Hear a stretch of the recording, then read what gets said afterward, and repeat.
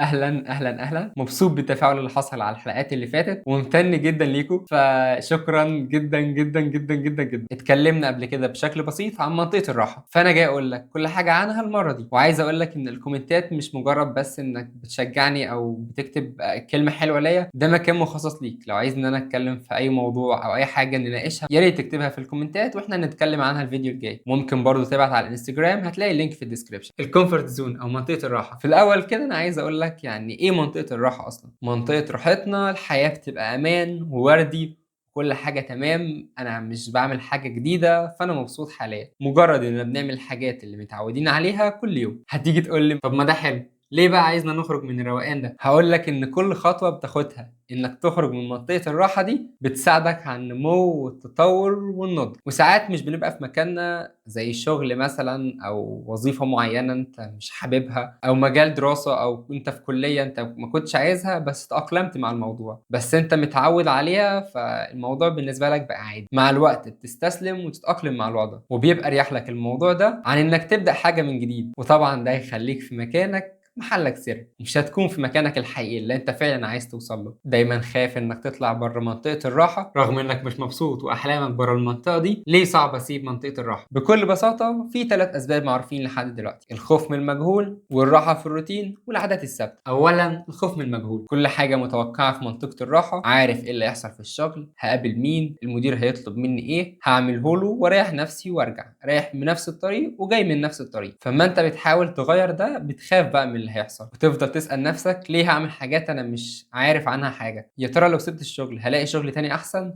ولا هرجع اندم بعد كده؟ وفي اللحظة دي بتختار انك تكمل في نفس الطريق اللي انت مش عايزه اصلا، او اللي انت مش حابه. الخوف من المجهول هو اخطر حاجة ممكن ما تخلكش تخرج من منطقة الراحة. ثانيا الراحة ومتعتها واغراءها. انا مرتاح يا عم كده، ما تسيبني زي ما انا. تحس ان الراحة دي بتفضل تشدك زي ما انت كده، واللي هو اقعد ما تتحركش بالله عليك. حتى لو اتحمست شوية انا هبدأ اعمل كونتنت، هبدأ اعمل محتوى والكلام ده كله، تيجي يومين 3 وتقعد. وانك تقعد ده بقى لانك مش مرتاح، فهتبطل الحاجة اللي انت اخترت تعملها.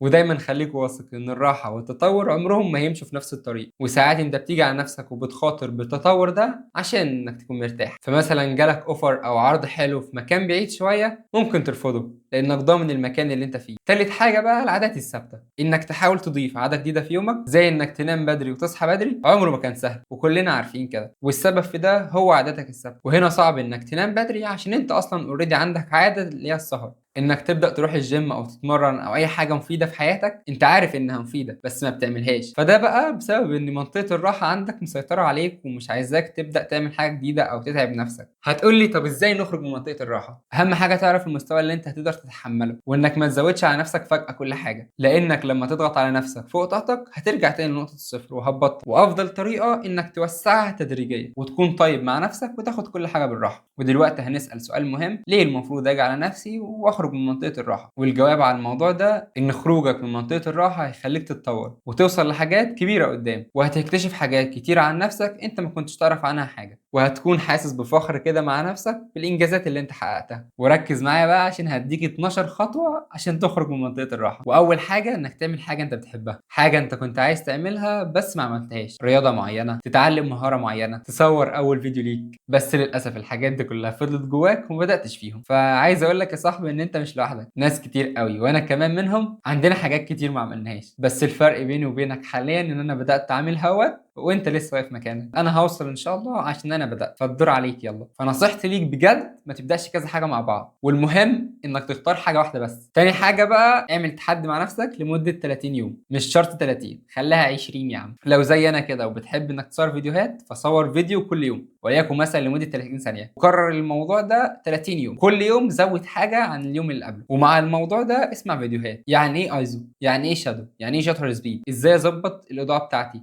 ازاي اعمل كذا، ازاي اعمل كذا. ونفس المثال ده على كل حاجه. لو رياضه مثلا، اتدرب كل يوم 5 دقايق يا عم. كده بكل بساطه انت بتبرمج عقلك، وهتلاقي الحاجه اللي كانت بره منطقه الامان بتاعتك بقت جواها، وبقت مرتاح وانت بتعملها، وبقت جزء من حياتك. وخليك عارف ان الوصول ل1000 ميل بيبدأ بخطوة. وتالت حاجة انك تغير روتينك، حتى لو الروتين ده جامد جدا، لانك في الاخر هتزهق. اعمل اي حاجة مختلفة. والله انا بذاكر في الركن ده، النهارده انا هذاكر هنا. حاجات بسيطة مش هتفرق معاك، بس هتفرق في يومك وانتاجيتك. إنتاجيتك هتفرق في يومك وإنتاجيتك. مش عاجبك الأوضة اطلع يوم في الأسبوع كده، روح أي ورك سبيس، اشتغل في كافيه، روح مكتبة مرة في الأسبوع. حتى خروجاتك مش كل يوم هتروح البلاي ستيشن، استكشف الدنيا اللي حواليك، روح كافيه معين، غير غير غير. وكل ما هتغير كل ما هتقابل ناس جديدة، كل ما هتتعلم أكتر. رابع حاجة بقى يا صاحبي، زود مهاراتك. كل مهارة بتتعلمها هتزود فرصك إنك تترقى مثلا أو توصل لشغل أحسن من اللي قبله. أنا النهاردة بذاكر ماشين ليرنينج بس، فشوف ماشين ليرنينج وتدوس معاه ديب ليرنينج. والله انت بقيت كويس في الاثنين، خلاص خش بقى على الكمبيوتر فيجن والان ال بي. فزود مهاراتك، مش تخسر حاجه. ما تفضلش في مكانك، لان انت لو فضلت في مكانك غيرك هيتعلم ده وده وده، ومع الوقت كل حاجه بتطلع جديده، فانت هتفضل في مكانك فهتنزل. مفيش حاجه اسمها هفضل في مكاني، يا اما انت بتطلع يا اما انت بتنزل. حتى لو الحاجات اللي بتتعلمها دي مش هتعود عليك دلوقتي، مصيرها هتيجي وقت وتحتاجها. خامس حاجه بقى يا صاحبي، انك تواجه الخوف. انت عارف ان انت خايف من انك تعمل الحاجة دي، اعملها. واجه الموضوع ده، امشي فيه رغم انك خايف. لو بتخاف مثلا انك تحضر مؤتمرات، خش لينكد ان دعبس، دور، شوف مين اللي بيحضر دايما، اتصاحب عليه. ايه يا صاحبي كذا، يبقى خدني معاك المرة الجاية. ومع الوقت هتنزلوا سوا كذا مؤتمر، والموضوع بالنسبة لك هيبقى عادي. سادس حاجة، الكتابة. اقفل اوضتك وابعد الموبايل عنك، واقعد اكتب اي حاجة. اهدافك، احلامك، نفسك تبقى فين بعد 3 4 سنين، ايه الحاجه اللي انت نفسك توصل لها، والحاجه دي انا ما بوصلهاش ليه، ايه الاسباب اللي مخلياني مش عارف اوصل لها. انا مثلا عايز اسافر العالم كله بس مفيش فلوس، فبدات اشتغل على الموضوع ده والحمد لله ذاكرته قبل ما اتخرج، كنت بدي كورسات والحمد لله يعني بقى معايا فلوس للسفر. هل الفلوس دي كافيه للسفر؟ هي بس في حاجات اهم هتجيب لي فلوس بعد كده لو انا حطيت فيها الفلوس دي. فهنا موضوع الاولويات بقى الحاجه تانية، وما كنتش هكتشف ده لو ما كنتش كتبت بايدي هدف واضح ان انا عايز اوصل له. وسابع حاجه، انك تخلي اهدافك سمارت، specific, measurable, achievable, relevant, time bound. اهداف تكون محدده، قابله للقياس، يمكن تحقيقها، واقعيه، متعلقه بوقت معين. يعني مثلا هدفي ان انا انشر 10 فيديوهات في 3 شهور، فهنا الهدف ده محدد اللي هو 10 فيديوهات، وقابل للقياس ان انا كل شهر اشوف انا وصلت لفين وفاضل لي قد ايه. 3 4 فيديوهات كل شهر هيخلصوا ل 10 فيديوهات في ال3 شهور. وبالنسبه للواقعي انا قلت 10 فيديوهات بس، ما قلتش 100 فيديو. وقت محدد، وقت اللي هو 3 شهور بس، ما قلتش مثلا عايز انشر 10 فيديوهات وخلاص. فخد المثال ده وطبقه على كل اهدافك. ورقم 8، خطوة واحدة كل مرة. وزي ما قلت لك ان رحلة ال1000 ميل تبدأ بخطوة. وتاسع حاجة بقى، انك تكون بالراحة على نفسك، وعادي انك ما تحققش الهدف من اول مرة. كلنا بنفشل اول كام مرة ومحدش بيوصل بالساهل. عاشر حاجة بقى، خليك ايجابي وتشوف كل حاجة حواليك بتفاؤل كده وما تفضلش تصيح. ورقم 11 بقى، قضي وقت اكتر مع الناس الناجحه. الواد صاحبك الشاطر اللي تلاقيه دايس في اي حاجه، تلاقيه فهمان في كل حاجه، واي حاجه يعني اي حاجه مفيده، صاحبهم لانهم هيأثروا عليك وهيشدوك. وسيبك بقى من فكره ان الشاطرين دايما يهود وعايزين يبقوا هم بس الشاطرين. بالعكس خالص، اي حد ناجح سوي نفسيا هياخد بايدك وهيشدك معاه. ودلوقتي هقول لك على شويه مكافآت لو قررت تسيب منطقه الراحه. انك تتعامل مع حاجات انت مش متعود عليها هيخليك شخص فليكسبل كده، اللي هو عيل مدردح بمعنى اصح، اللي هو هتتعامل مع اي حاجه، اي موقف هتتحط فيه هتلاقي نفسك بتسد، لان الحياه غصب عنك هتخليك تتحط في مشاكل وحوارات. فلما تكون متدرب اصلا من قبل كده،